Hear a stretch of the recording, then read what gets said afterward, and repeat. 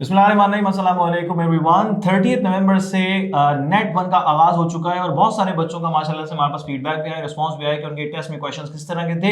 एक सबसे अहम बात जिसके लिए मैंने खास तौर पे सर वकास को यहाँ पर इनवाइट किया है, सबसे अहम बात है कि माशाल्लाह से सर वकास जो कि एक अरसे से बच्चों को पढ़ा रहे हैं और बहुत सारे बच्चों को पढ़ाया और उसका नर्स में भी एडमिशन हुआ।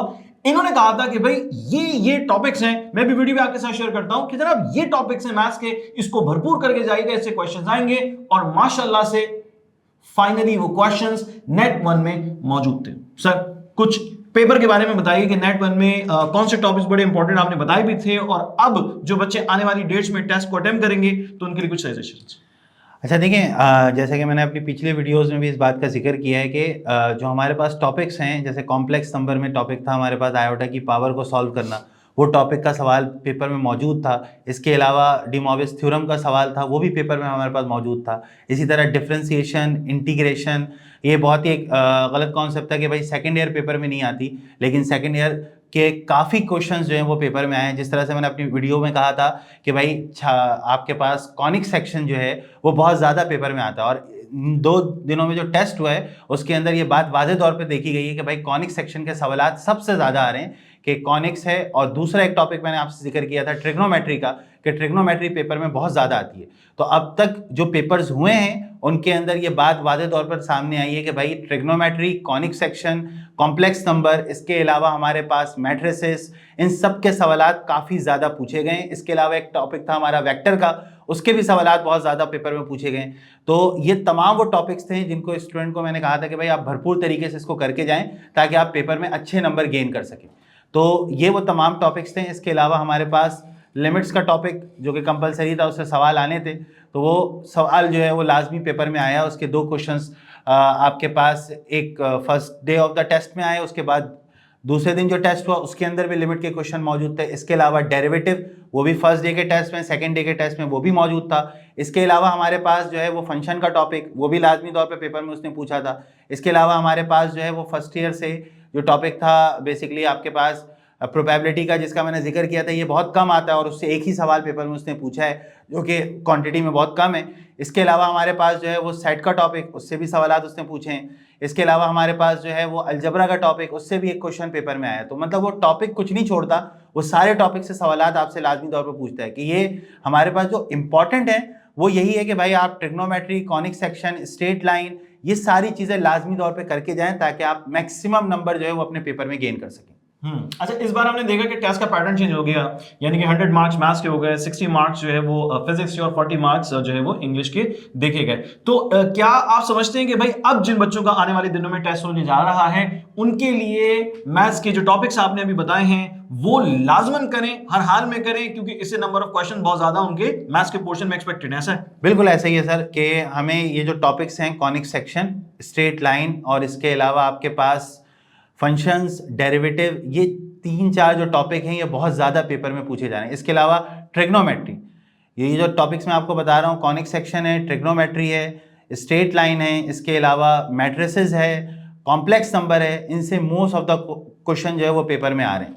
अच्छा सर, एक क्वेश्चन है मेरे जहन में, कुछ बच्चों ने इसका सवाल भी किया था और मैं देख रहा था कि बच्चे इस प्रॉब्लम का शिकार हैं। सर टेस्ट के दौरान जो एक टाइम लैप्स कर जाने का मामला है, यानी टाइम मैनेजमेंट का फैक्टर है, यानी 200 क्वेश्चंस अगर मेरे सामने है मिसाल के तौर पे, तो मैं उसको उस लिमिटेड टाइम में करना चाहता हूं, मगर अनफॉर्चुनेटली मैं देखता हूं कि बहुत सारे बच्चे उस टाइम के अंदर पेपर फिर आसान लग रहा है मगर उसको अटेम्प्ट नहीं कर पाते। तो सर इस हवाले से कोई एडवाइस दें। देखिए, इसका सबसे जो बड़ा मसला होता है कि उनकी तैयारी जो हो रही है वो किस पैटर्न पे हो रही है। अगर वो सवालों में जो ट्रिक्स हैं वो उनको इस्तेमाल नहीं करे तो लाजमी सी बात है पेपर का टाइम जो उनके लिए कम पड़ जाता है। एग्जैक्टली। अब जब जिस तरह से मैथ्स के क्वेश्चन होते हैं तो मैथ्स के क्वेश्चन में आपको ट्रिक्स लाजमी पता होनी चाहिए। तो हम जब अपनी क्लासेस में पढ़ाते हैं तो हम इस बात को ज़रूर जो है वो आइडेंटिफाई करते हैं कि भाई ट्रिक्स आपको पता होनी चाहिए, जिससे आप पेपर में कम टाइम में जो है वो ज़्यादा से ज़्यादा सवाल अटैम्प्ट कर सकें। तो अगर आपको ट्रिक्स पता होंगी, शॉर्टकट पता होंगे, मैथ्स में, फिजिक्स में आपको चीज़ें पता होंगी, तो आप लिमिटेड टाइम के अंदर जो है ना वो अपना पेपर अटैम्प्ट कर सकेंगे। अच्छा सर, एक और क्वेश्चन है। अब जैसे तुम जानते हैं कि नर्स का पेपर साल में 4 दफा होता है, और पहली अटेम्प्ट, दूसरी अटेम्प्ट, तीसरी अटेम्प्ट, चौथी अटेम्प्ट, और अभी जो हो रहा है वो इस्लामाबाद में बच्चे जाकर जो है वो टेस्ट दे रहे हैं। तो क्या सर अभी मिसाल के तौर पे बहुत सारे ऐसे बच्चे हैं जिन्होंने टेस्ट अटेम्प्ट किया और अभी देख रहे हैं हम, तो इंटर का जो एक फेज है वो तकरीबन 60-70% उन्होंने अपना सिलेबस देखा होगा, बच्चों ने पढ़ा होगा और उसी की तैयारी के साथ वो गए। हो सकता है ऐसा कि बहुत सारे बच्चे जो है वो उतना अच्छा तैयार ना हो सके जितना कि उन्हें टेस्ट के लिए तैयार होना चाहिए था। तो क्या टेस्ट का रिजल्ट देखने के बाद उन्हें डिसअपॉइंट हो जाना चाहिए या परेशान हो जाना चाहिए कि ये क्या हो गया, या फिर उन्हें कुछ और स्ट्रेटेजी कंसीडर करनी चाहिए? देखिए सर, ये जो नेट वन होता है इसमें मतलब first year plus second year दोनों का सिलेबस आता है। Right. और सेकेंड ईयर जो है वो हमारे पास इस वक्त बच्चे पूरा पढ़ नहीं पाते अपने जहाँ भी वो कोचिंग्स ले रहे होते हैं, लेकिन हमने अल्हम्दुलिल्लाह जो हमारी एप्टीट्यूड की क्लासेस होती हैं उसके अंदर कंप्लीट सिलेबस जो है ना वो बच्चों को कवर करवाया है। मतलब बच्चे पूरा पढ़ कर गए, अगर वो उसकी तैयारी कर लेते हैं तो बहुत ही अच्छा स्कोर वो करेंगे। और दूसरी बात ये कि भाई देखें, स्कोर अभी देख के डिसअपॉइंट होने की कोई ज़रूरत नहीं है, क्योंकि ये आपके लिए एक लर्निंग फेज था। आपने नेट वन दिया, अब आपको पता चल गया कि भाई नस का टेस्ट होता किस तरीके का, या कोई भी एंट्री टेस्ट जो होता है वो किस तरीके से पेपर में पूछा जाता है, उसमें टाइम को कैसे मैनेज करना होता है, कैलकुलेटर नहीं है तो किस तरह से मैनेज होगा।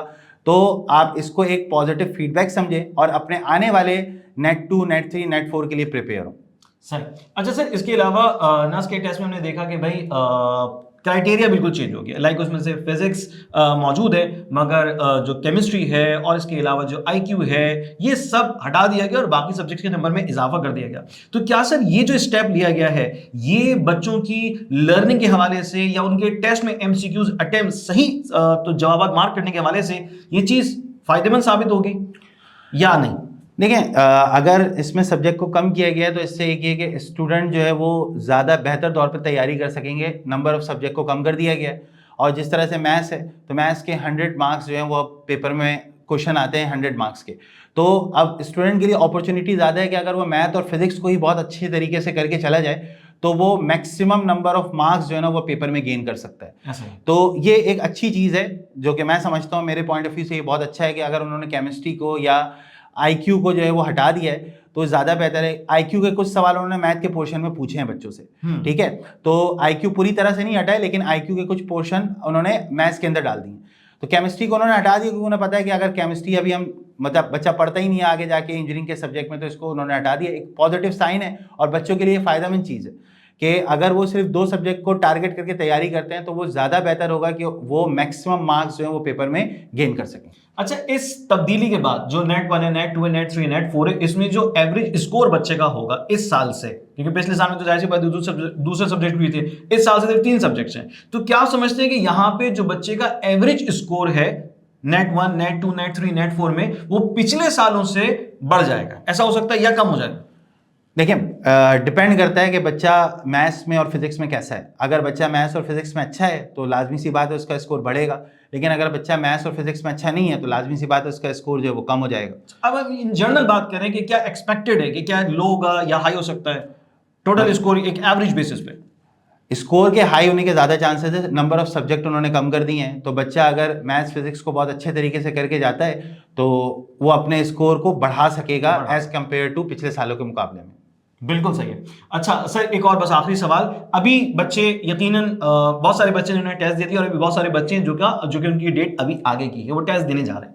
कोई एडवाइस ओवरऑल पेपर के हवाले से कि जनाब आपने मैथ्स, फिजिक्स, इंग्लिश के लिए ओवरऑल क्या करना है, और फिर स्पेशली मैथ्स के लिए आपने क्या करना है कि भाई आपका स्कोर जो है ना पहले ही अटेम्प्ट में यानी कि नेट 1 में ही जो है 160 प्लस में चला जाए, यानी कि गुड स्कोर कंसीडर किया जाए एडमिशन के लिए, तो सर वो एडवाइस शेयर। देखिए, जो भी टॉपिक्स मैंने आपको भी जैसे अपनी वीडियो में बताएं उनकी प्रैक्टिस आप बहुत अच्छे तरीके से कर सकते हैं। हमारा प्रैक्टिस जोन अवेलेबल है छाजाओं का, उस पर जाके आप बहुत अच्छे तरीके से सवालों की प्रैक्टिस कर सकते हैं। जितना भी टाइम आपके पास बचा हुआ है उसमें हमारे पास छाजाओं पे पास पेपर्स मौजूद हैं, आप उन पास पेपर्स को बहुत अच्छे तरीके से करके जाएँ। देखिए, नस में पास पेपर के रिपीट होने के जो चांसेस होते हैं ना वो कम होते हैं, कम सवालात रिपीट होते हैं, लेकिन आपको उससे एक बेहतर आइडिया हो जाएगा कि भाई किस तरीके से आपने पेपर को अटेम्प्ट करना है। तो बेहतर सजेशन आपके लिए यही है कि प्रैक्टिस जोन को इस्तेमाल करें, और प्रैक्टिस जोन के अंदर जो ग्रैंड टेस्ट, मॉक टेस्ट और पास पेपर्स अवेलेबल हैं उनको बेहतर तरीके से करके जाएं, ताकि आप अपनी तैयारी जो है ना इस तरह से हो जाए आपकी कि आप मैक्सिमम मार्क्स जो है वो पेपर में गेन कर सकें। अच्छा सर, एक ओवरऑल जायजा नेट वन का वो कुछ ये हम कंसीडर करते हैं कि नेट वन एक्सपेक्टेशन से हटकर पेपर नहीं आया है, बल्कि जो तवक्कुआत थी, जैसे कि आपने बच्चों को रिकमेंड भी किया था कि भाई ये चीजें आप जरूर करें, तो उन चीजों के ऐन मुताबिक पेपर आ रहा है और बच्चे अगर तैयारी करके जा रहे हैं तो इंशाल्लाह अपना बेहतरीन स्कोर बना सकते हैं। जी बिल्कुल ऐसा ही है। नेट वन हर साल इसी तरीके से होता है, मतलब कोई ये कहता है कि भाई फर्स्ट ईयर नहीं आती तो वो गलत कहता है कि भाई फर्स्ट ईयर पेपर में नहीं आती, तो फर्स्ट ईयर के सेकेंड ईयर पेपर में नहीं आती, फर्स्ट ईयर या सेकेंड ईयर इनमें से कुछ भी आ सकता है और किसी भी तरीके से आपसे पूछा जा सकता है। तो मतलब आपने कंप्लीट सिलेबस जो है ना वो करके जाना है। कोई भी टॉपिक कम या ज़्यादा आ सकता है, लेकिन जो मैंने इंपॉर्टेंट टॉपिक्स बताए हैं वो हर साल ही पेपर का पार्ट होते हैं और हर साल उसमें से क्वेश्चन बनते हैं। इस साल भी ऐसा ही हुआ है, तो ये कोई मतलब नई चीज़ नहीं हुई। नेट वन जैसा पिछले सालों में होता हुआ आया था उसी तरह इस साल भी हुआ है। राइट, यानी ये ऐसा नहीं है कि आपके लिए कोई मुश्किल आ गई हो, बल्कि हाँ ये जरूर है कि आपके लिए एक अपॉर्चुनिटी क्रिएट हो गई है कि आप अपने स्कोर को बहुत अच्छा बना सकते हैं। मैथ्स में आप बच्चे, फिजिक्स में आप बच्चे, माशाल्लाह से इंजीनियर बनने जा रहे हैं, तो ये सब्जेक्ट्स तो आपके यकीनन अच्छे होंगे, तो आप अच्छा स्कोर बना सकते हैं और नर्स में अपने एडमिशन को सिक्योर कर सकते हैं। एक इन्फॉर्मेशन आपसे शेयर की गई है छात्रों के प्लेटफॉर्म से भी कि जनाब आपकी जो रजिस्ट्रेशन की डेट थी उसको एक्सटेंड कर दिया गया है। आज 2 दिसंबर है, 3 दिसंबर तक के आप नेट वन की रजिस्ट्रेशन के लिए अप्लाई कर सकते हैं, रजिस्ट्रेशन करवा सकते हैं। तो भाई अभी वो बच्चे के जो सोच रहे थे कि हम अपना जो है ना वो रजिस्ट्रेशन करवाएं, भाई वो करवा लीजिए, बिल्कुल मुमकिन है। और वो बच्चे जो सोच रहे थे कि भाई हम बेस्ट प्रिपरेशन कैसे कर लें, अच्छी तैयारी कैसे कर लें, तो भाई सर की तमाम तरह रिकमेंडेशंस को मद्देनजर रखते हुए भाई आपने अपने मैथ्स के पोर्शन में सर के बताए हुए टॉपिक्स को जबरदस्त कर लेना है, बेहतरीन कर लेना है। फिजिक्स में भी आपने जो फर्स्ट और सेकंड ईयर के ऐसे टॉपिक्स हैं जो कि फ्रीक्वेंटली पास पेपर्स में देखे गए हैं, मौजूद होते हैं, तो आपने उनकी बड़ी जबरदस्त तैयारी कर लेनी है। इंग्लिश में आपने जाहिर है वो 20 से अराउंड 40 एमसीक्यूज पर चला गया है, तो वोकैबुलरी को बहुत अच्छा बनाना है। रीडिंग कॉम्प्रिहेंशन, ठीक है ना, 1-9 बेस्ड जो क्वेश्चंस होते हैं, ठीक है, वो आपने रीडिंग कॉम्प्रिहेंशन के साथ जरूर करने हैं और उसके साथ साथ एनालॉजी आपने करनी है।